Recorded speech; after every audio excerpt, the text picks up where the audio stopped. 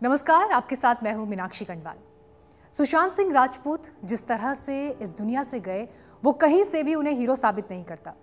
34 साल की उम्र, शानदार करियर, काय पोचे से लेकर MS Dhoni, the untold story जैसी फिल्मों तक के सफर में उनका जबरदस्त अभिनय रेंज, छोटा प्यारा परिवार, यानी सब कुछ उनके पास था।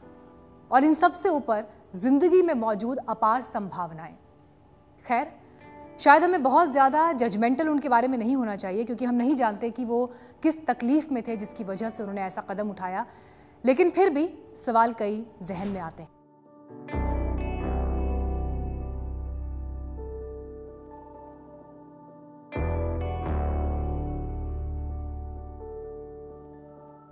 लेकिन क्या आप जानते हैं कि लॉकडाउन के इन 70 दिनों में सुशांत ही नहीं बल्कि कई स्टार्स ने खुदकुशी की। ज्यादातर अपने करियर और जिंदगी को लेकर परेशान थे।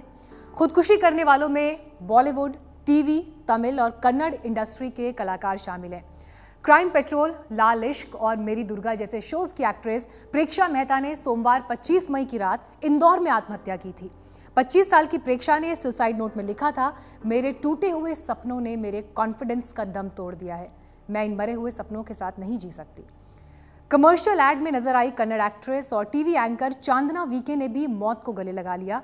ये घटना 28 मई की है, जो करीब हफ्ते भर बाद वायरल हुई थी। 32 साल के मनमीत ग्रेवाल ने 15 मई को आत्महत्या कर ली थी। मनमीत के सुसाइड के कारणों के पीछे उनकी पिछली पेमेंट न मिलने के चलते सामने आई आर्थिक परेशानी थी।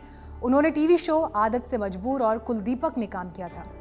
चेन्नई में तमिल एक्टर श्रीधर और उनकी बहन जया कल्याणी ने भी आत्महत्या कर ली थी।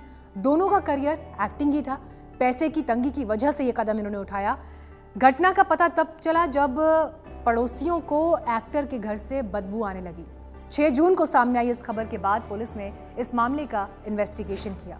तो लॉकडाउन में आत्महत्या की घटनाएं सामने आई। ये तो लेकिन नामचीन लोग थे, पर जरा सोचिए, कोरोना का संक्रमण, आर्थिक परेशानी, निराशा, डिप्रेशन, ऐसे में सिर्फ इन नामचीन लोगों ने नहीं बल्कि कई आम लोगों ने भी जिंदगी को खत्म करने का कदम उठाया।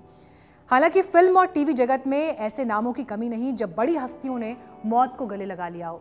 गुरुदत्त रहे हों, परवीन बॉबी, दिव्या भारती, नफीसा जोसेफ, जिया खान, प्रत्युषा बैनर्जी, कई नाम हैं।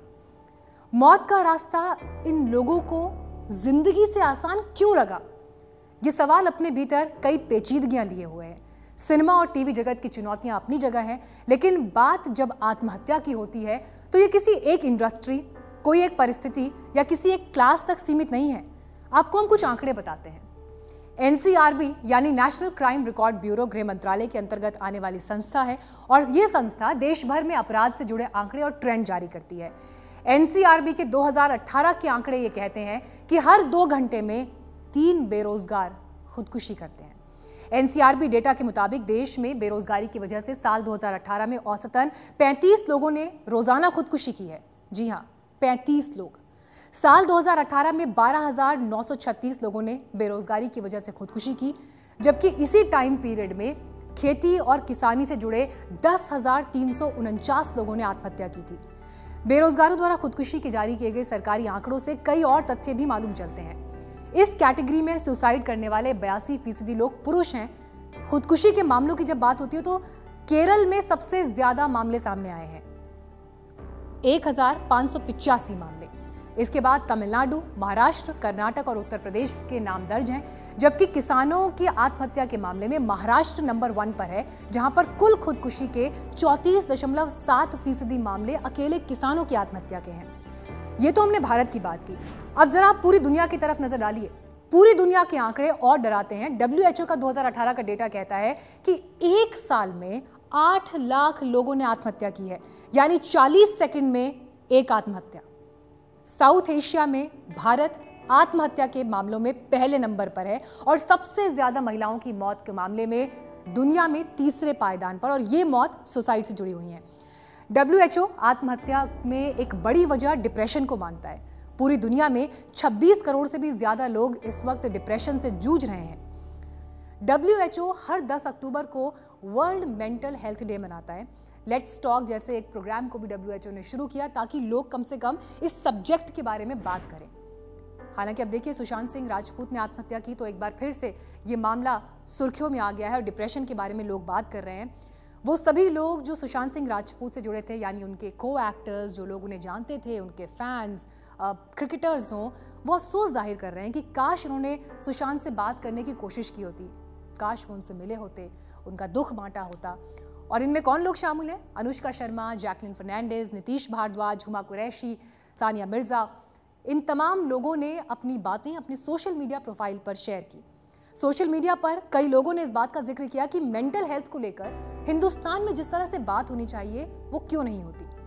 क्यों अब भी अगर कोई परेशानी में है और वो मनोचिकित्सक के पास जाता है तो इसे एक स्टिग्मा माना जाता है। लोग क्यों इसे छिपाने के लिए मजबूर हैं? अब आप देखिए, दीपिका पादुकोण इतनी बड़ी एक्ट्रेस, लेकिन उन्होंने सार्वजनिक मंच पर यह स्वीकार किया कि कैसे उनकी लाइफ का एक ऐसा वक्त रहा है जब वो डिप्रेशन से जूझी हैं, परेशान रही हैं और कैसे कैसे ख्याल उनके मन में आते थे। आलिया भट्ट ने खुद ये स्वीकार किया कि उनकी बहन शाहीन भट्ट डिप्रेशन से जूझी हैं और एक किताब भी उन्होंने कुछ समय पहले रिलीज की थी। कितना ज़रूरी है कि हम डिप्रेशन और मेंटल हेल्थ को स्वीकार करें ताकि हम उसकी गंभीरता पर बात कर सकें, क्योंकि जब हम यहाँ तक पहुँचेंगे तभी हम इलाज की दिशा में आगे बढ़ पाएंगे। तो हमारी भी आपसे ये अपील है कि अगर आप अपने आसपास किसी को भी परेशानी में देखते हैं तो संवेदनशीलता अपनाएं, मदद के लिए हाथ ज़रूर आगे बढ़ाएं। दोस्ती और साथ कम से कम ऐसा हो कि परेशान इंसान को रोने के लिए, अपना दुख साझा करने के लिए आपका कंधा मिल जाए। डिप्रेशन, अवसाद, मानसिक परेशानी किसी को भी हो सकती है। ये किसी भी और फिजिकल बीमारी जैसा ही एक मामला है जिसमें असर भौतिक तौर पर नहीं दिखता लेकिन मानसिक तौर पर होता है, और इसीलिए इसे स्वीकार करना ज़रूरी है। जिंदगी बहुत खूबसूरत है और मरने से ज़्यादा हम सभी के पास जीने की वजह है। ज़रूरत है तो सिर्फ उन वजहों को देखने की, समझने की, आत्मसात करने की। धन्यवाद।